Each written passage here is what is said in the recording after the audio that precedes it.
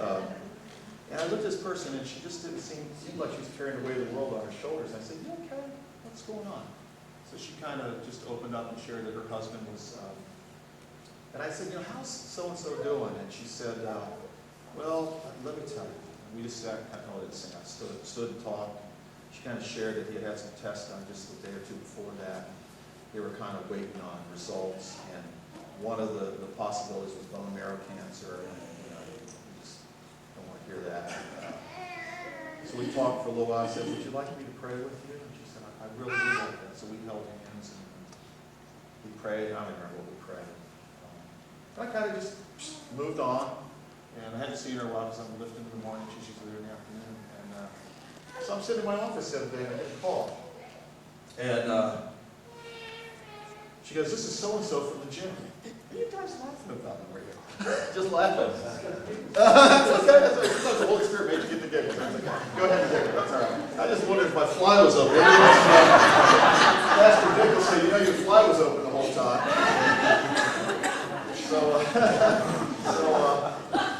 Anyway, so I get this call. She goes, "This is so-and-so from the gym." I said, "Oh, yeah, how you doing?" "I just wanted to call you and tell you what happened." So they went to the specialist. It wasn't bone marrow cancer. They are able to treat it. She just wanted to call and say, "I just want to tell you how much I appreciated you praying for me." I was at that point in my life where it just was so low. I didn't know when I was going to go on. So I said, "Well, it was a blessing for me to be able to do that." Now, I'm saying all this just to tell you, you never know when you're going to get those opportunities just to pray for people. So if you look at somebody and you say, "Boy, this doesn't seem right," just say, "How you doing? How you doing?" And then take enough time, because we are so busy today. We're running here and there, and we don't just stop and take time, whether it's at our place of business, at school, and at the toll booth, for crying out loud. Anywhere, you're sitting on a plane, for 3 hours.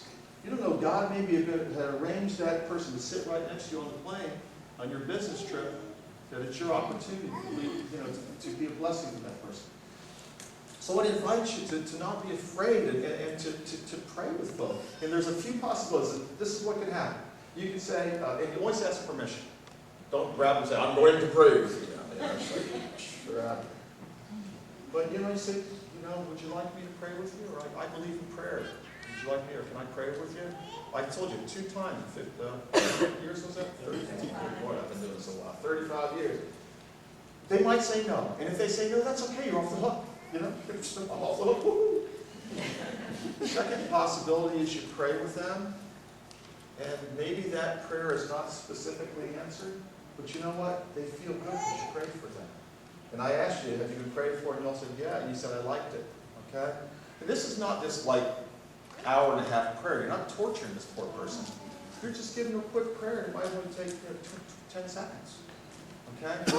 But what you'll find is just praying for them, they feel better. And then the third possibility is you're going to pray for them, and then God does something in their life. And guess what? That opens their heart up to say that God is real, God is alive. And who knows what they've been through in their life. And maybe they shut God out, or something happened to them when they were younger, or just said no. All of a sudden that opens them up to what God can do.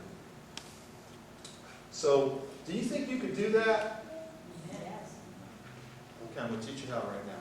Luke, can you put that PowerPoint up for me? I'm going to kind of go through these guidelines. You don't need to turn the lights out, I don't think, Steve. They can see this. Thanks. Okay, I'm just going to walk you through this. I'm going to leave them up because you're going to get to do this in just a minute with one another. Now I'm freaking you out a little bit. It's easy. I did it with the 815 group. They are very staid. If they can do it, I know you guys can do this. I'm not going to make you do anything real uncomfortable, maybe a little uncomfortable. So first of all, you always ask permission. Okay, you don't just jump on people and say, "I'm going to pray for you." Secondly, if you've been talking to them, they've been sharing a need in your life, you know that's what you need to pray about, right? So you can find out what they need prayer about. Okay. If it's appropriate, you can hold hands. Guys, be a little careful with that, fellas. "Hey, she's hot. I'm going to go pray for her." I don't mean like that. Sometimes it's appropriate, sometimes it's not. Sometimes when I'm praying for somebody, like if I know somebody has a shoulder injury or a headache or something, I'll lay my hands right on that specific area. Okay, so you just have to be. I got to tell you something. ADD is kicking in here. So I told you about having the sciatica. And the sciatica is a pain in your, and it goes down your legs. So I came in and guys in the band, I said, you know, I have sciatic issues. I need to lay hands on my rear end and pray for them. They wouldn't do it. So anyway, I was just teasing. Not a million years. So then before you pray, I'm sorry. So after you find out what they need prayer for, so then you hold hands and say, let's just pray together. And then before you pray, I encourage you to do this. Just take a second inside and just kind of, and inside your head, just say, God, I need your help. Guide me. Because we're not doing this for us, we're doing it for God and for this person. And just kind of be quiet and ask the Lord to help you. And then pray over that specific need. But also while you're praying for that person, the Lord might also impress on your heart that maybe they need prayer about a relationship or something like that. Maybe it's not even anything specific, but you just kind of have this impression in you that they have this other need. And go ahead and pray about it. It doesn't have to be so specific. Okay, just pray about that. And I've seen that happen where somebody wanted to be prayed over about, I don't know, a health issue. But when I was praying for them, I just kind of felt an urgency to pray about a relationship or a struggle or unforgiveness or whatever it was. And it's incredible how many times God will speak to you that way. Now, maybe that person doesn't get healed or whatever that relationship situation happens, but that other thing that God laid on your heart to pray for them, that's what they were really dealing with and struggling. Okay? So you pray over those specifics, you whatever else you might pray over. And then you just kind of bless them. And Lord, bless this person and hold them and let them just know your grace and mercy, because everybody gets to see that. And then you just close in prayer. And then what I'll do sometimes, I'll say, how you feeling? I'll say, did that help? Now some folk pray with their eyes closed. Some folks pray with their eyes open. Sometimes I pray with my eyes open. It's not because I'm creepy or anything. I'm just trying to watch a person. Sometimes I'll see, them rubbing their shoulder or something like that. And I'll say, I noticed when I was praying for you that you were doing that. What's going on with that? Okay? So we're communicating with the person as we're praying for them and ask them how they feel. And then make yourself available to them. Because what happens when you pray for somebody? You knit your heart together with them. You develop this relationship with them. And make yourself available. Next time you see them, say, how you doing with that one issue? How's that situation going? And they'll say, I forgot, I was going to tell you that. And this is what happened. Okay?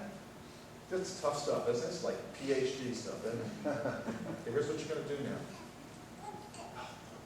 That's okay. We're going to take 5 minutes, and you're going to pray with the person next to you. Okay?